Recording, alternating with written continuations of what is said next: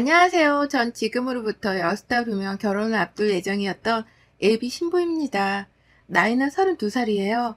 감사하게도 저희가 결혼을 결심하게 되면서 코로나가 잠잠해진 덕분에 식장이며 드레스며 필요한 것들을 준비하는 데 있어서 불편한 것은 없었습니다. 비용이 코로나 이전보다 좀 오른 것 같다는 사람들의 반응이 있었지만 결혼을 곧 한다는 생각에 너무 설레서 그런지 금전적으로 부담이 막 느껴지진 않을 정도였어요. 동갑내기 남친하고도 아직 철부지인 건지 뭐가 뭔지 잘 모르더라도 하나씩 차근히 준비를 해 나가고자 했고요. 남친은 저하고 중학교 동창이에요. 친구로 쭉 지내오면서 안부를 주고받다가 2년 전 처음 교제를 하게 되면서 남사친에서 남친 그리고 곧 남편이 될 예정이었습니다. 오래도록 봐온 사이이고 같은 한 동네에서 여전히 살고 있었기 때문에 얼핏 가족인 것 같다는 느낌도 들 때도 많았어요. 물론 이성이니까 설레는 마음도 그만큼 컸고요. 두 사람의 소개를 잠시 해보자면 저는 인서울 상위권 대학을 졸업하고 대학원은 스카이 대학 중 하나로 진학을 했습니다. 남친은 지방대로 진학을 했다가 워킹 홀리데이로 외국에서 돈을 벌어와 그 돈으로 한국에 돌아와 사업을 했다가 쫄다 망하고 현재는 중소기업에 재직 중이에요. 조금은 다른 것 같은 인생을 살아온 저이지만 결국 인연이 될 팔자였던 건지 돌고 돌아서 결혼을 기약했죠. 하지만 어렵사리 친구에서 연인이 되어 결혼을 기약하게 되었음에도 불구하고 순탄할 줄로만 알았던 저희 사이에는 걸림돌이 큼지막히 있었답니다. 그건 바로 포스가 장난하니 저희 예비 시어머니셨어요. 저도 예비 시모를 한두 번씩 만난 적은 있었습니다. 아무래도 한 동네에 살다 보니 어쩌다 만날 일이 한 번씩은 꼭 있었죠. 다만 제가 성인이 되고 대학에 대학원 그리고 연구원으로까지 일을 하며 밤늦게 집으로 돌아오는 날들이 많다 보니 그 후로는 단 한 번도 마주쳐 본 적이 없었네요. 그 바람에 밤늦은 시각에 치안이 걱정된다며 남친이 저를 보려고 저희 집 앞에 찾아온 적이 많았고 그러다 한두 번씩 저희 엄마가 집 안으로 불러주셔서 함께 야식을 먹기도 했어요. 시간이 이럴 때에는 다 같이 저녁을 먹으며 밤새 수다를 떨며 시간을 보내기도 했고요. 연애를 하기 전에도 이런 식으로 몇 번 밥을 먹으며 친분을 쌓았다 보니 저랑 예비 시어머니의 사이보다 남친이랑 저희 엄마의 사이가 훨 가까운 편이었습니다. 저희 엄마가 사람을 편안하게 대해주는 덕분에 남친이 좀 더 부담을 안 가지고 다가올 수 있었던 것도 이유라면 이유였고요. 다만 저는 좀 달랐어요. 한두 번 마주치더라도 예비 시어머니는 동네에서 아들이 알고 지내는 애라며 그 이상도 그 이하도 아닌 시큰둥한 인상을 받아주곤 하셨답니다.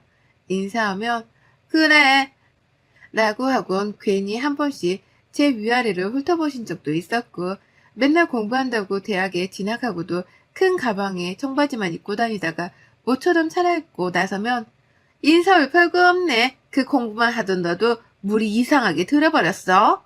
라고 하면서 옷 좀 단정히 입으라 훈계를 둔 적도 있으셨어요. 대학생이 모처럼 꾸미고 싶다며 원피스 하나 입고 나갔을 뿐인데 그때가 겨울이어서 원피스 밖에는 외투 입은 상태였는데 단정히 입으란 훈계를 들어 한동안 남친에게도 삐졌던 적이 있었답니다. 그 당시는 둘이서 여전히 친구 사이였는데요. 남친이 우정을 깨기 싫다며 먼저 잘못했다 대신 사과를 해줘서 제가 그냥 넘겨버린 적이 있었죠. 아무튼지 간에 사람이 살갑지 못한 분이셨고 꼭 안 해도 될 말들을 하나씩 뱉어내면서 상대방의 기분을 나쁘게 만드셨어요. 저한테는 꼭 공부 얘기, 인서울 얘기를 꺼내시면서 어릴 적부터 공부를 잘하는 게 소용없다는 식의 말을 뱉어내며 기분을 상하게 하셨고요. 전 나름대로의 자부심이 있었습니다. 대학원에 진학했다가 졸업하고서도 현재 대기업 연구원으로 재직 중이고 앞으로도 뭔가 쭉 습득하고 연구하는 일을 하고 살 생각이었어요. 이게 적성에 맞았으니까요. 그리고 전 이런 제 모습이 다 저희 부모님의 영향을 많이 받았기 때문이라고 여겼습니다. 저희 부모님이 두 분 다 교육자시거든요.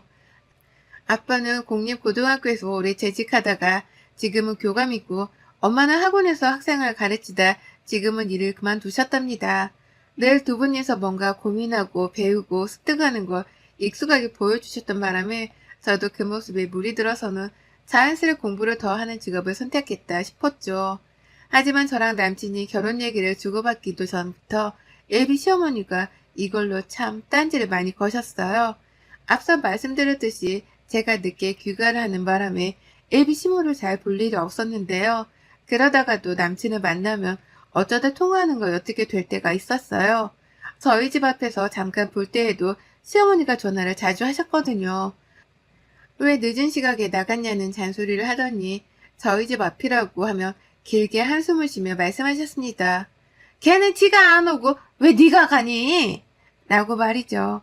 남친이 시간이 늦었고 줄 게 있어서 내가 먼저 약속을 잡은 거라고 대답을 하는데도 그러니까 걔는 왜 지가 받으러 안 오고 너한테 오라고 그러냐고. 라면서 끝까지 지라고 저를 부르셨답니다. 뭐래도 제가 이미 마음에 안 드신 듯 보였어요. 지나가다가 마주쳤던 저한테 단정히 옷을 입으라고 하셨다거나 공부를 잘하는 게 필요 없다고 하시면서 비아냥거리셨던 것이 다 의도적이었던 것처럼 보일 만큼 저한테만큼은 너무 냉랭하셨어요. 그런 시어머니가 늘 거슬리는 와중에 남친이랑 어쩌다 보니 결혼 얘기까지 나누는 예비 부부 사이가 되었고요. 이왕 이렇게 된 거 내가 먼저 살갑게라도 해서 잘 지내보고자 했습니다. 물론 제가 호구는 아니기에 노력해도 안 되면 깔끔하게 무시하고 모른 척 살자는 생각도 했죠. 그러나 결혼 준비를 하며 또 예상치 못한 갈등이 터졌어요. 제가 아무래도 야근이 많은 직업이다 보니 결혼 준비를 하면서도 남친이 저 대신 해결을 해야 할 일이 좀 있었습니다. 그게 너무 미안해서 저도 웬만하면 퇴근하고 난 후엔 늦어도 남친을 보려고 하고 또 서로 시간만 맞으면 점심때라도 만나 밥을 먹으며 얼굴을 보려 했죠. 남친은 대기업 연구원인데 중소기업 다니는 자기보다 일이 적은 게 말이 안 된다면서 어떻게든 이해를 해주려고 했고요. 하지만 뜬금없게도 애비 시어머니가 이런 저희를 이해하지 못하셨어요. 남친이 저한테 완전히 호구라도 잡힌 줄로만 아시는지 저를 무슨 아들 잡아먹으려는 꽃뱀 마냥 보시더라고요. 남친 몰래 제 전화번호를 알아내 밤늦게를 부르지 말라고 말씀하셨던 날 제가 먼저 부른 적이 절대로 없다고 말씀을 드려도 네가 행세를 똑바로 하면 애초에 이런 일이 없었잖아 라고 하면서 한심하다는 듯 웃어가며 말을 하기도 하셨답니다. 전화를 끊자마자 이걸 남친한테 일러바쳐야 하는지 아닌지 혼자 막 고민을 하다가 결국 남친한테 말을 털어놨는데요. 예비 시어머니는 제가 일러바친 걸로 또 전화를 하셨었어요. 입이 왜 이렇게 쌌냐면서 말이죠. 결혼을 하고 혼인신고를 한 정식 며느리도 아니었는데 벌써부터 전화번호를 말도 없이 알아내셔서는 뭐라고 잔소리를 퍼부시는 어머님의 무례함에 저도 씻을 수 없는 치욕을 느꼈답니다. 남친하고도 대화를 나누며 이런 식이면 절대로 결혼을 안 하겠다 선포를 했고요. 그러자 남친이 말하더라고요. 결혼하면 칼같이 시어머니와 저를 구분짓고 살아주겠다고 말이죠.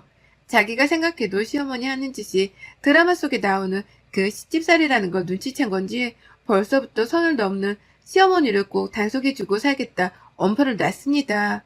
그 덕에 전 남친 하나 믿고서 결혼을 결심했네요.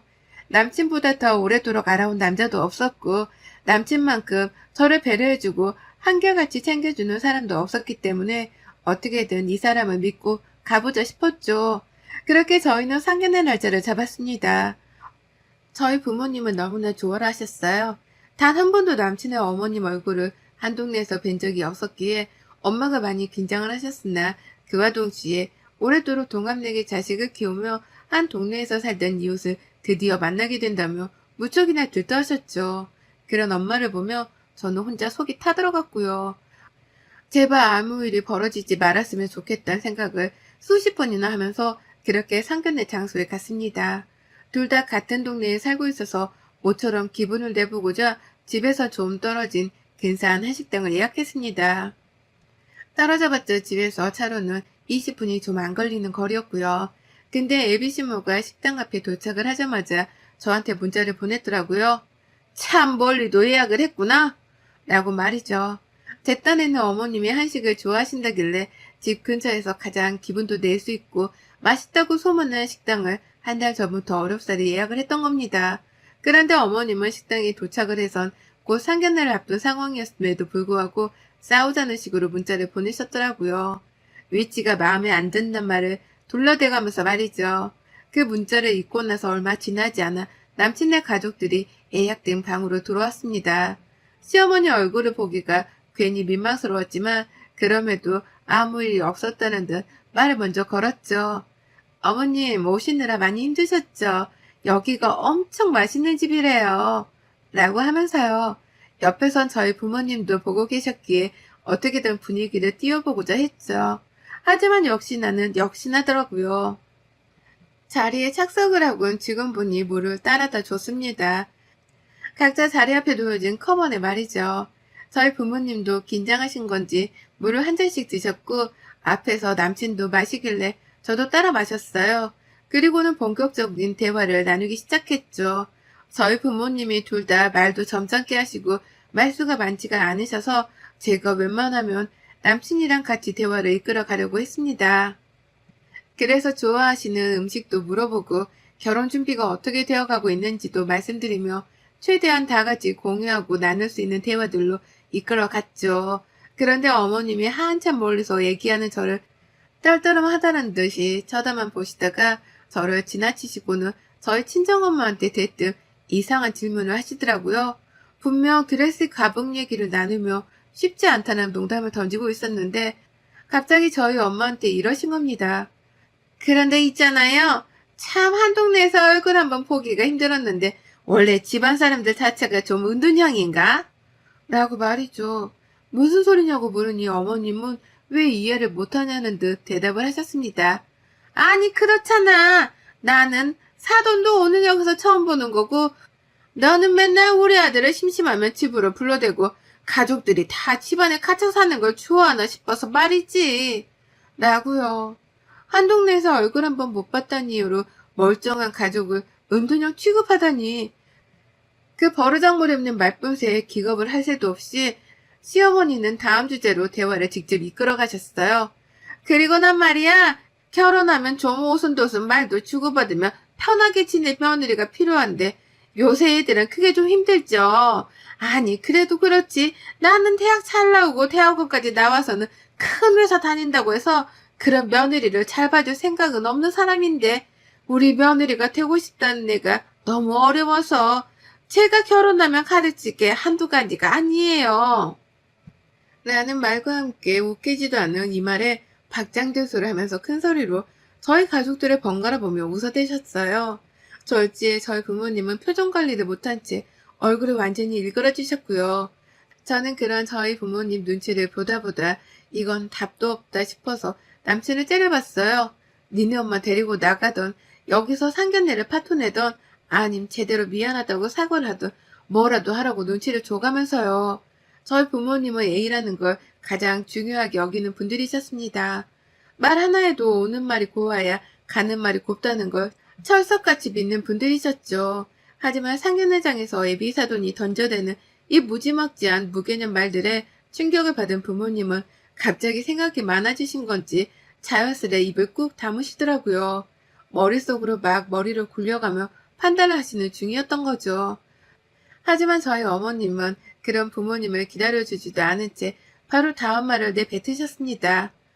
아이고, 내가 맞는 말을 했나 보네. 다들 집에 갇혀만 지내다 오랜만에 나오셔서 그런가 말하는 걸 힘들어 하시네. 어쩌면 좋아. 라고 말입니다. 어머님, 그런 거 아니니 은둔이란 소리는 그만해주세요. 라고 빠기쳐 쏘아붙인 저에게 어머님은 눈이 동그래진 채로 되물었어요.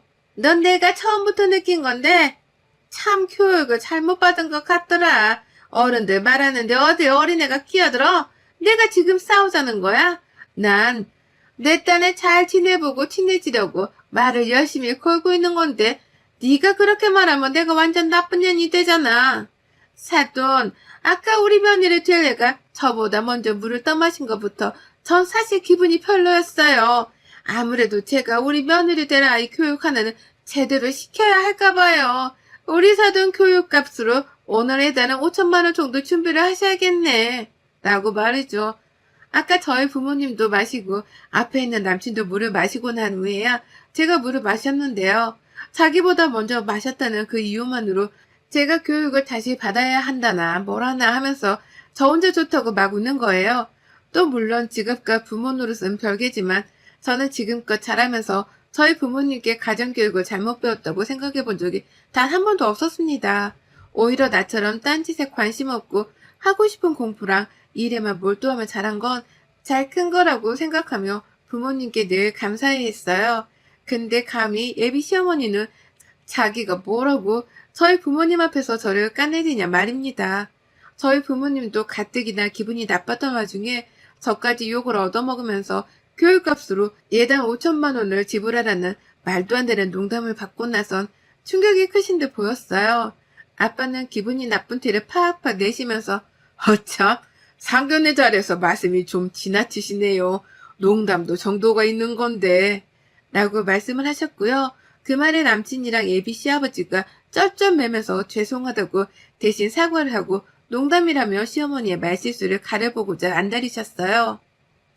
하지만 저희 엄마 결국 아버지를 따라 빠기치셔선 먼저 자리에서 일어나 버리고야 마셨습니다. 엄마가 일어나며 예비 시모한테 말하시더라고요. 참 말끝마다 못 배우신 티가 나시네요. 이런 집으로 저희 딸 절대 못 보냅니다. 수준 차이라는 게 있는데 라고 말이죠. 세상 다정하고 예비 사위한테 밥도 해줘가면서 칭찬만 베푸던 저희 엄마가 글쎄 시어머니한테 눈 하나 깜빡하지 않고서는 엿먹으라고 그런 말씀을 하신 거예요. 아주 우아하고 기품 있는 태도로 수준 차이라는 게 있는데 라고 말이죠. 그 말에 시어머니는 자신의 치부라도 들켰다 싶으셨는지 뭐? 수준 차이? 뭐가 어째? 한 동네에 사는 것들끼리 수준 차이가 웬 말이야? 이 결혼 없자는 거야? 라고 하며 급기야 반말로 저희 엄마한테 도발을 하셨답니다. 정말 찐싸움이 터져버린 것이었죠. 남친은 시어머니를 대신해 저희한테 고개를 숙여 사과하며 시어머니를 데리고 나가려 했어요. 하지만 어머님은 네가 왜 사과를 해? 우리가 뭘 잘못했다고 사과야? 라고 하면서 끝까지 미안한 기색은커녕 더 도전해보라며 저희 엄마한테 반말로 물고 늘어지시더라고요. 그 부모의 그 자식이네. 말 싸가지 없게 하는 게 아주 똑 닮았어. 라고 하면서 계속해서 선을 넘어가며 막말을 쏘아드셨죠. 그리고 결국 저희 아버지도 엄마를 따라서 자리를 박차고 일어나며 외쳤습니다.